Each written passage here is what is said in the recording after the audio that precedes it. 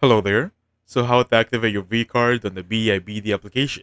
So log in using your user ID and password or biometric login. This is going to be inside the mobile application, the BIBD NEXGEN Mobile app.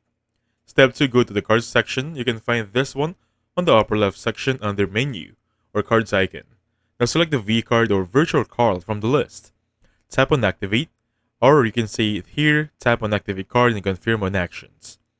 Step 4, verify via OTP or one-time password. Will be sent to your registered mobile number. Enter the code to complete activation. This is just a security measure.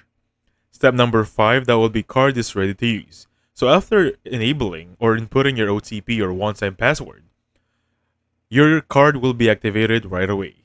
You can view your card number, expiry, and CVV inside the application itself.